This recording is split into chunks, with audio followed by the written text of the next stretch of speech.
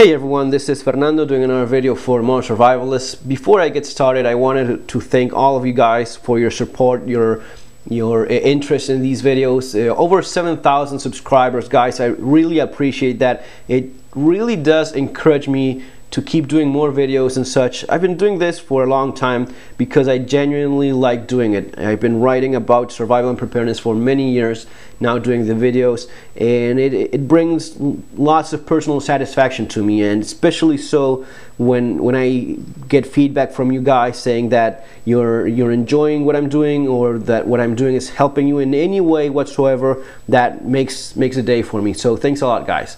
And this time I want to talk about a topic: why carry every single day? I got a personal message from a viewer asking several questions regarding the fence, and one of the questions was regarding carrying a concealed weapon. I thought it would be interesting and good to do a specific video about this before answering properly to this viewer, because it is a big topic. It is commonly brought up. I often find that I'm not agreeing with many of the things that you see regarding the topic of concealed carry on the internet. We all have our different opinions. I just think that I just want to make my opinion explaining why it is that I may feel a little bit different about certain things.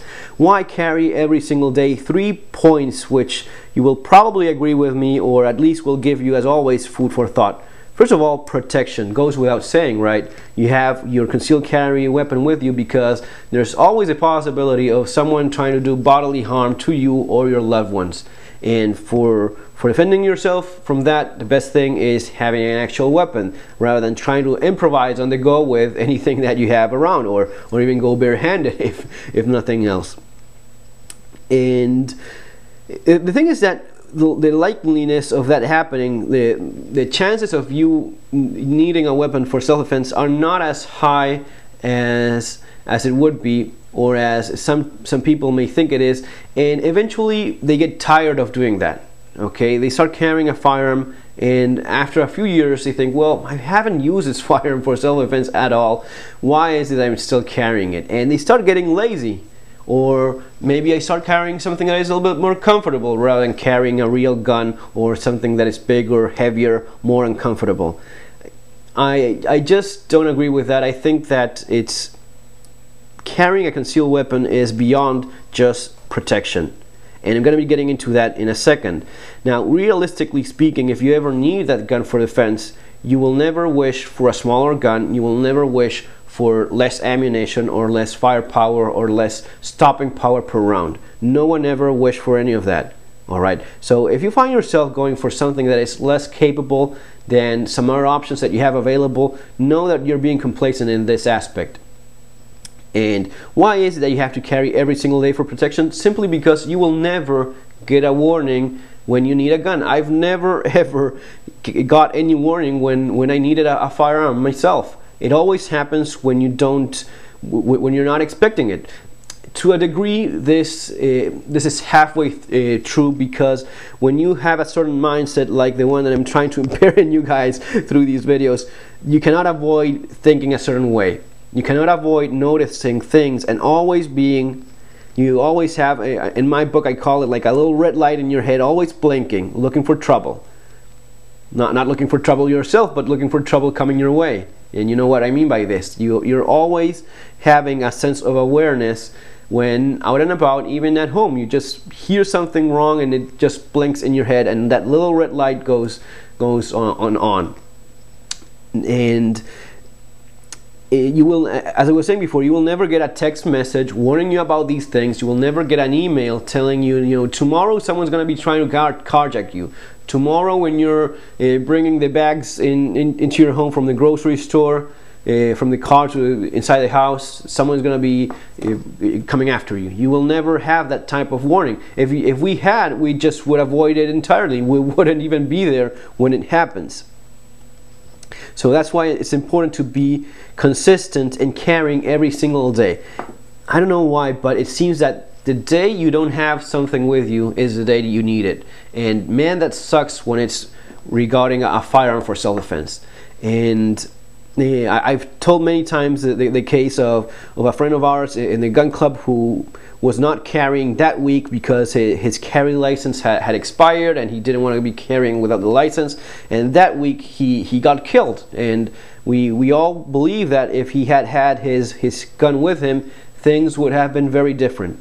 You know, he was an excellent shooter, he was very proficient, he practiced a lot, but without the tool for using his skills, it was of no use.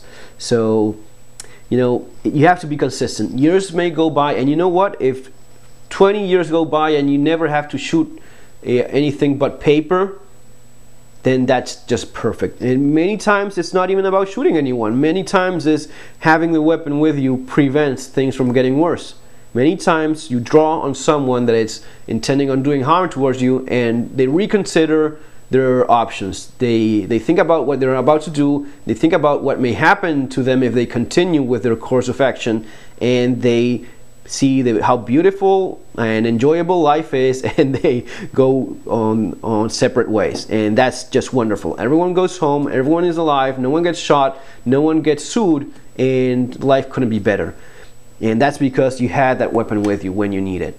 If you didn't have it with you, things will be different, and it may end up getting pretty ugly for you. Finally, regarding this point, it's not about getting complacent and start carrying any little gun that you find. You have to carry what you've trained with, and if you haven't got proper training with firearms, you really need to get defensive shooting training with handguns. You need to learn the proper techniques from the go.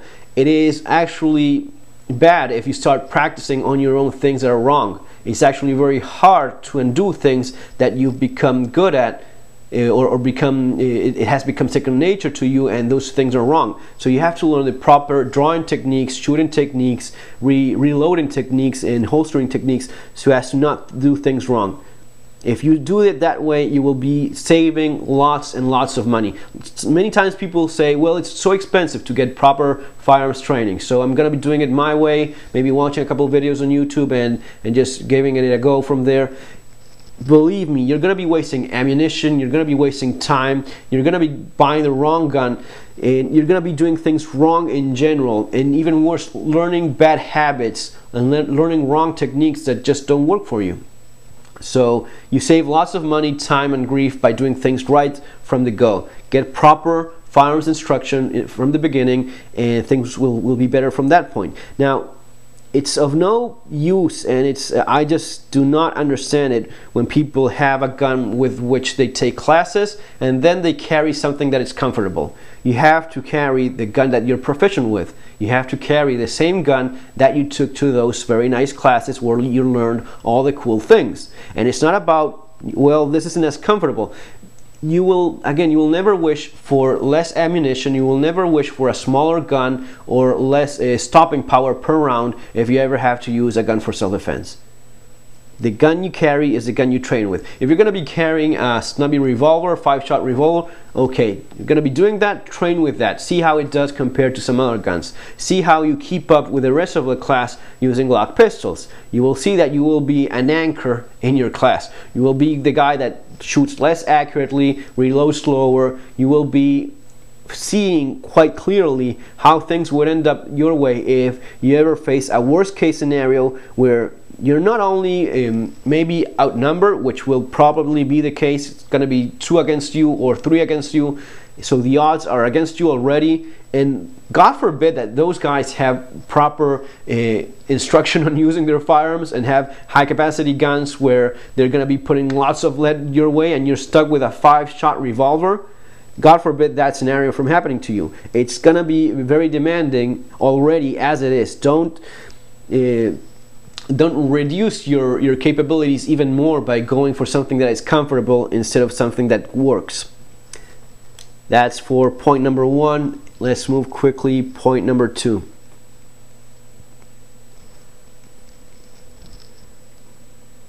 Practice.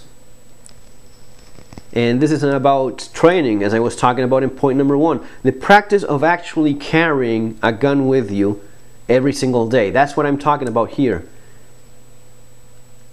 There's people, I was reading one of the comments in one of my videos, someone asking, well, I don't feel comfortable with a round in the chamber, because that's the kind of thing, that's the kind of concerns you have when you haven't trained properly and acquire the skills that you need for correct concealed carry.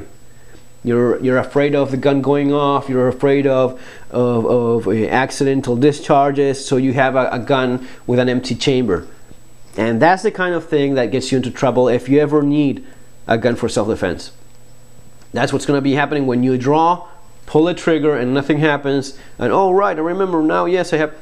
Yes, you can, to a point, work towards that by practicing, drawing, racking the slide, and then shooting.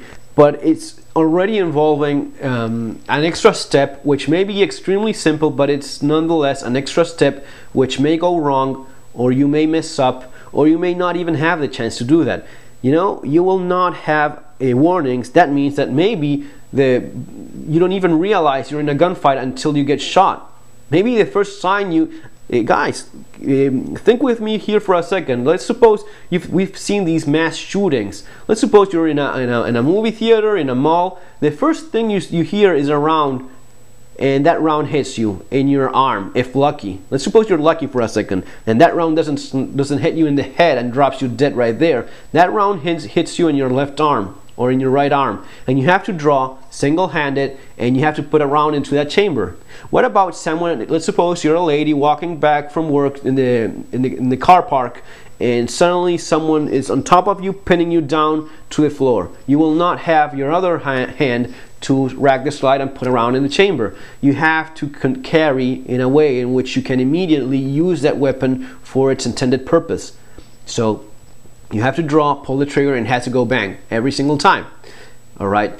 Don't do anything to make that even more complicated than it already is, such as carrying a gun without a round in the chamber. That just does not work, and people that have tried that, armies that have tried that, have walked away from that sort of practice, because it simply does not work. And especially for self-protection, for self-defense, where you have the surprise factor turn against you, where all these things could go wrong, and yeah, they may go wrong. You don't want to have this extra concern. It's also gonna be making it easier for you if you start carrying every single day. Eventually it becomes second nature. Eventually you start feeling naked if you don't have the gun with you. Now this goes along with something I'm going to be covering in point number 3, but you have to practice as of right now. Let's suppose that right now there's really no concerns, not much beyond what's reasonable, as always, but let's suppose you live in a safe place and you're not really that much worried about this sort of stuff. You're not that much worried about self-defense because bad things are not happening in regular basis or frequently enough for you to be worried, because you live in a nice safe neighborhood and in a nice safe part of the world. Now you start carrying right now, you get used to it.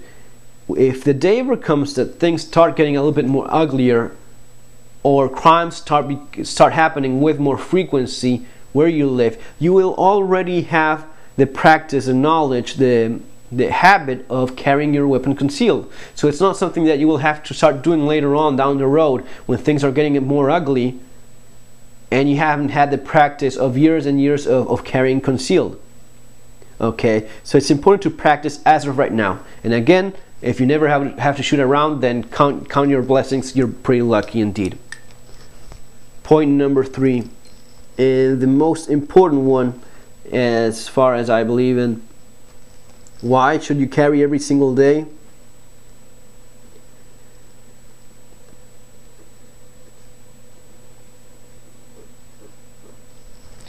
Because you can. It's a God-given right to defend yourself.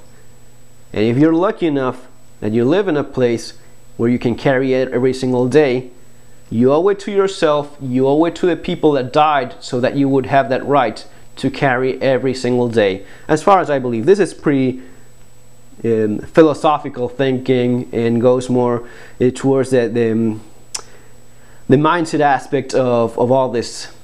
And it's because you simply can carry, and you have that privilege, that God-given right that has been recognized And I just think that it's wrong not to use it. Rights, a teacher once told me, rights are like muscles. If you don't exercise them, if you don't use them, you eventually lose them. So this goes along with that. And it doesn't matter if you don't have to use that gun ever. If you just never shoot anyone in self-defense and you carry it every single day, it doesn't matter. You exercise that right. It is both a political statement, it is a life philosophical statement as well. It's a matter of ideology as well. And at least at least the way I look at it, the kind of gun you carry and the way you carry it as well says a lot about you. If you just go for a pocket gun because your idea of concealed carry and self-defense is just having a little thing that doesn't bother you, but you just want to have a gun like a little toy, and you know, the smallest little thing you could possibly throw in your front pocket, that's kind of says something about you. If you do it more seriously, if you have an actual gun that you've been training with and you're proficient with, and you take to all your classes, and it's the gun that you would like to have if you ever have to use it for self-defense, that says a lot about you as well. You're not, I don't know, it's just, and this is, guys, this is entirely me, that you may be completely different, you may see things different. I think that it's a half-baked way of doing things if you don't go for a real gun, the kind of gun that you use for practicing. It's I don't know, I would think like the people, the founding fathers that fought for these rights that you now have and enjoy and have been recognized, how would they feel if, well, yeah, thanks for that, but you know, it's so much trouble to carry this gun with me, so I'm just waiting for the smallest most little thing that there's around. If they ever come with a half-round gun, I'm gonna be carrying that because I just don't want to be bothered with it. I think that's very different from, you know, if every single day when you wake up and you put your pants on with your belt, with your holster, and with your gun, every single day, instead of thinking of it as, whoa man, another day which I'm carrying this anchor around, this brick on my side around, I should be leaving it behind. If instead of thinking that, you're thinking, I'm honoring the people that made this possible, maybe even say a little prayer thanking them for their sacrifice, and the people that make a sacrifice every day so that you enjoy the liberties and freedoms that you have as well while you're at it. If you think of it that way, you will no doubt feel very different when 5-10 years later on you still haven't used that gun, and chances are you're not going to be using it later on. But if every single day you put that gun in your belt, in your holster, every single day you take a second so as to acknowledge that not privilege, because it's not a privilege, that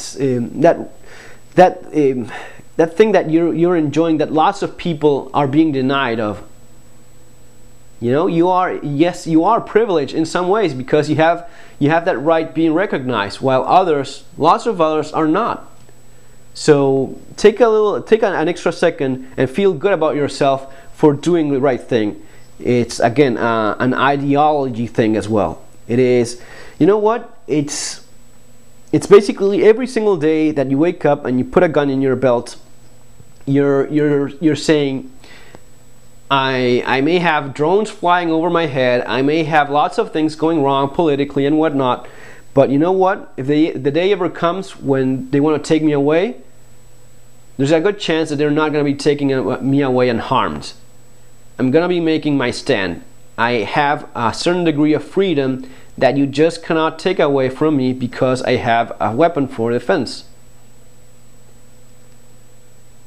You see where I'm going here?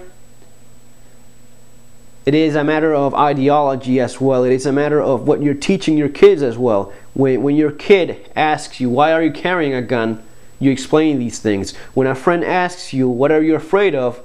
You say, well, I'm afraid of, you know, diseases and the economy going wrong. I'm not that much scared about not being able to defend myself because I have the training, I have the tool for exercising that right And as much as I'm capable of getting hurt as anyone else, and things can always go wrong, at least I know that I'm doing my part in protecting myself and my family.